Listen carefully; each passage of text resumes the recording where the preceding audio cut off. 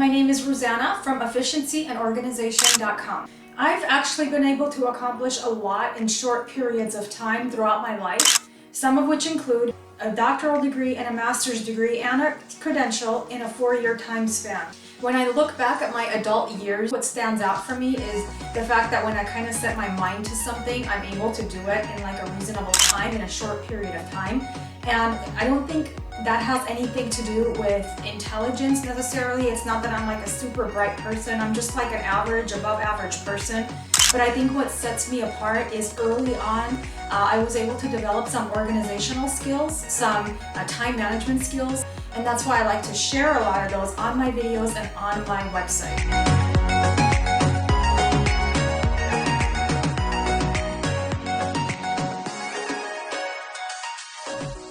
Before I go on, in every video, I don't know if you've seen any of my other videos, but what I like to do is share some kind of a fun fact about me, just so that way you could get to know me a little better. And today's fun fact for the beginning of the video is that I am a huge Billy Joel fan. I love Billy Joel, I love his music, and if you're also a Billy Joel fan, I would love for you to comment below. Now I have some questions that I want to ask you. On an average day, how many things would you say you can't get to because you simply don't have enough time? When you want to do something fun, like going hiking or visiting friends, or even starting a new hobby or going on a mini vacation, how often do you skip out on those because you don't think you have the time? And are you kind of looking for ideas? Are you thinking, you know what, why is it that I never seem to have enough time? The thing is, you're not alone. I ran the statistics. 47% of Americans report not having enough time to do what they want in life. That's nearly 50%. So basically 1 out of every 2 people out there are basically saying, I just don't have enough time in my day. 62% of parents struggle to find time during the day. Of those parents, 49% experience stress in their lives due to lack of time. I think sometimes we tend to blame lack of time for not being able to do the things that we want to do. But I think realistically, if we stopped and not used time as an excuse, we would see that if we just organize our day better and if we plan our day better, we will find time. Whether it's hobbies, finishing school, learning new skills, reading more, traveling more, exercising more, even starting a business, we could find the time if we really wanted to. If time is well managed and we know exactly what we need to do down to like the last 15-minute increment, we'll be able to see where our time is going and what we need to do to restructure the day. The way we feel about time or lack thereof is really all in the head. What I call it is mental organization. See, there's physical organization and there's mental organization. Physical organization would be like my home office, and everything has its place, all the books are in place, all my supplies are in the cabinet, so if I wanted to look for something, I could. But mental organization, in my opinion, is even more important because that's where it's like knowing each minute, knowing in the next 15 minutes where I'm headed, what I need to do, being task-oriented and prioritized. To me, that's what mental organization is. And I've had to spend a lot of time, a lot of my early years trying to develop that as a skill. I have 7 steps for you that I use, and I'm going to share them with you in this video. If you could read the entire article, I'm going to put the link down in the description box. That way you can see it. Step 1. Try to see if you could find a piece of paper and write down how much time you spend on the various activities of your day.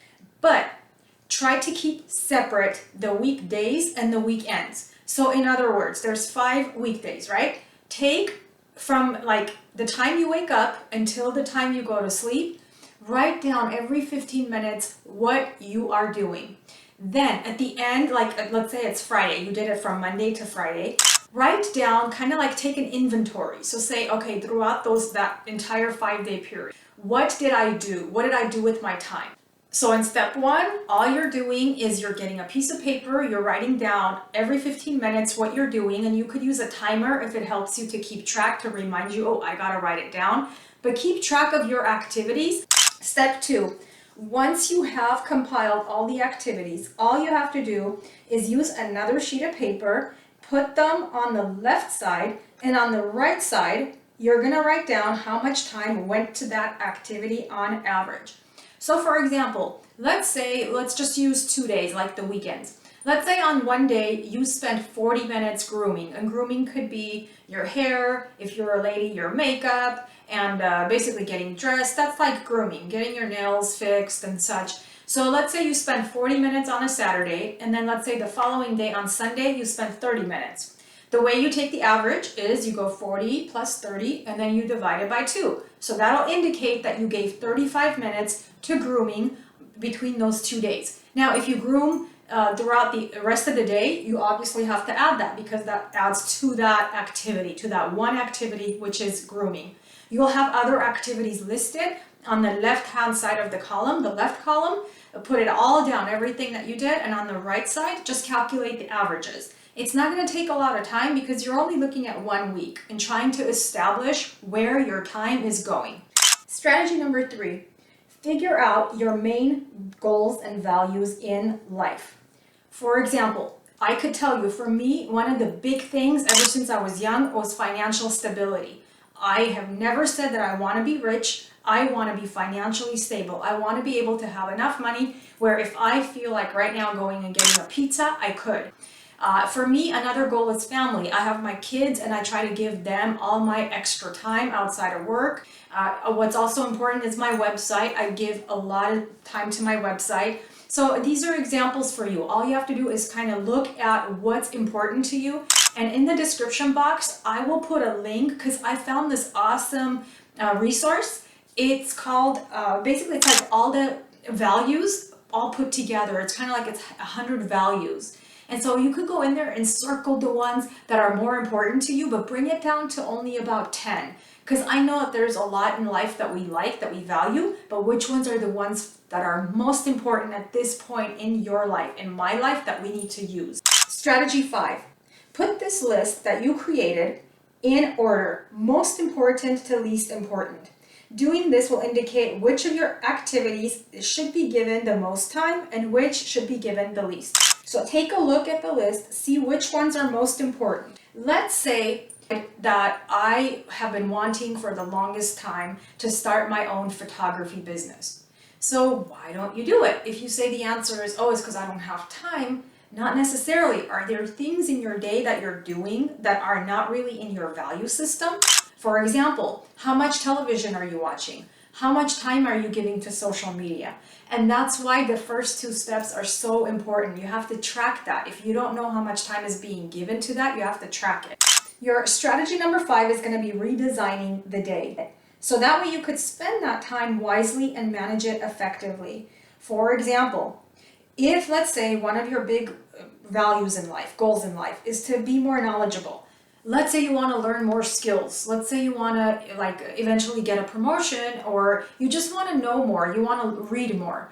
You can do it. There's no such thing as I don't have time, as long as you could cut from something else that you're doing that's really not in your value system. Strategy number 6, look at your priorities and look at the list. See what changes need to be implemented to use your time more efficiently and more effectively.